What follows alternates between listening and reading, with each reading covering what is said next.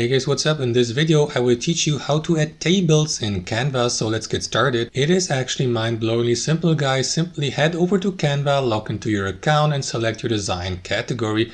Like for example, we will go with a YouTube thumbnail for demonstration purposes, and on the following page select elements here on the left hand side. Scroll down till you see tables as your elements category, click on see all, and next select the table you would like to use, like that one here for example, that blue one. Click on it and next fill in your table with content, for example with words, letters or numbers. Also you can adjust its size, position and alignment, its color. You can change the font of your text too if you want, or customize and edit your table a bit by right clicking on it and by duplicating it, or by adding more rows, or by deleting rows, by adding and deleting columns, and so on and so forth, guys. So as you can see, super simple. That's basically it. Thanks for watching and see you next time.